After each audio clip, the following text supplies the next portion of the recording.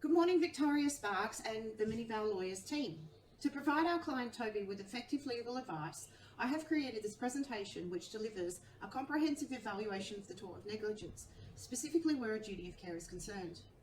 This presentation will deliver a detailed examination of the facts surrounding Rupert's liability for Toby's personal injuries and apply them to the relevant laws. The evaluation will demonstrate Rupert's owed duty of care as an intoxicated driver according to West Australian legislation, legal principles found in case law applicable both to intoxicated drivers as well as the passengers, and the likely success of Rupert's counterclaims for the defences of contributory negligence and voluntary assumption of risk. To begin unfolding this case, I will commence with the research objectives and methodology, along with the key findings from the relevant legislation and case law. I will then explain how this information was stored in accordance with Minival Lawyers' policies and procedures. The need for a strong research strategy that is relevant to negligence, specifically where a duty of care is concerned, is critical to assisting Toby in his matters. The objectives for this research are: 1.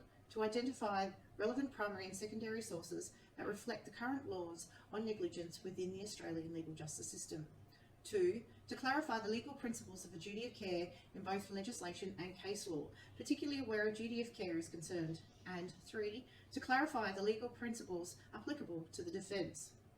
Effective research begins with locating viable secondary sources using the CRAP test to ensure the quality of the information is current, relevant, holds authority, is accurate and provides its own purpose.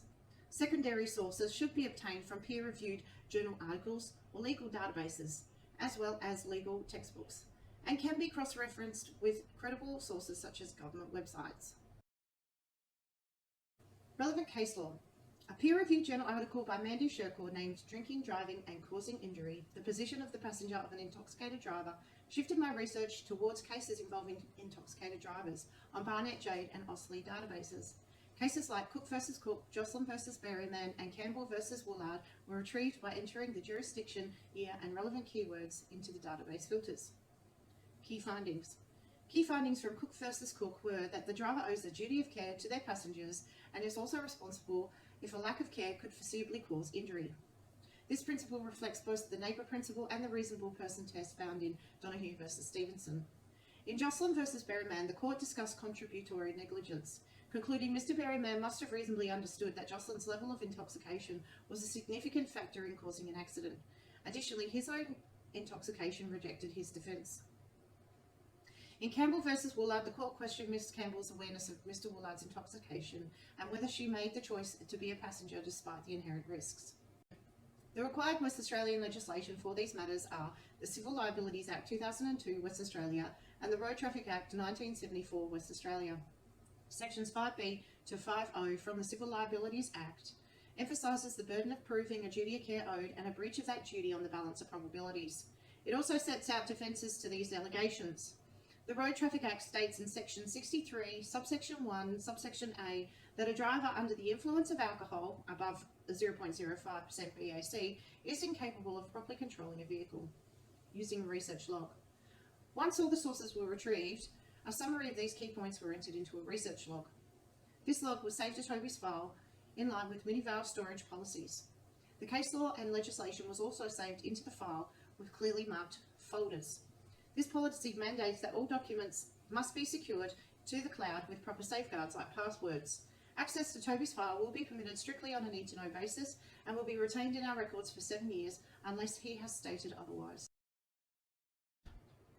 To determine if Toby has standing to pursue a civil claim in negligence against Rupert, we need to establish if Rupert owed Toby a duty of care and whether that duty was breached. Additionally, we should consider Rupert's potential defences of contributory negligence and voluntary assumption of risk. This analysis will reference the Civil Liabilities Act 2002 WA and relevant cases like Cook versus Cook, Jocelyn versus Berryman and Campbell versus Woolard. Section 5B of the Act establishes that a duty of care exists when a legal relationship is proven between two parties. This was confirmed in Cook versus Cook at paragraph 3, where the High Court acknowledged that a legal relationship between a driver and a passenger exists. The standard of care to be evaluated is based on whether Rupert was operating the vehicle as a reasonable or sober person would. Given that Rupert was significantly intoxicated, it is likely that he breached this duty due to the foreseeable risk of an accident. Section 5C outlines causation for breaches of duty. The Road Traffic Act of 1976 WA, specifically Section 63, subsection 1, subsection A and Section 64, clarify that driving over the legal blood alcohol limit negatively impacts a driver's ability. Rupert's blood alcohol level was 0.16%, which is double the legal limit. This likely contributed to Toby's injuries, as outlined in Jocelyn at paragraph 75. Based on this analysis, it is evident that while Rupert owed Toby a duty of care, he breached that duty by driving intoxicated, resulting in Toby's injuries and his liability for damages. On the alternative, Rupert may raise contributory negligence under sections 5K and 5L of the Civil Liabilities Act, since Toby was also intoxicated. Rupert may point out that Toby undertook a coin flip to decide who would drive home after drinking, potentially decreasing Toby's claim for damages. Reflecting on the legal principles in Jocelyn at paragraph 151, Rupert may also raise the defence of voluntary assumption of risk under section 5N successfully. Referring to Campbell at paragraph 30, Rupert informed Toby that he still felt unsteady, suggesting that he may not be fit to drive. Toby, knowing this, accepted the risk anyway. If evidence supports this, Rupert's counterclaims hold weight, making it less likely for Toby to receive a full award in damages. In summary, Rupert owed Toby a duty of care, but breached it by driving intoxicated, and this breach caused Toby's injuries. However, Toby's own intoxication and assumption of risk are significant factors that could lead to a reduction in Rupert's liability. It is advisable for legal counsel to explore pre-trial mediation between Toby and Rupert and to gather further medical records to evaluate potential damages under sections 9 to 11 of the Act. In closing, I now respectfully turn the attention towards Victoria Sparks and the esteemed legal team at Minivar Lawyers. Thank you sincerely for dedicating this time to review my meticulous research and critical analysis on the pivotal matter of Toby versus Rupert.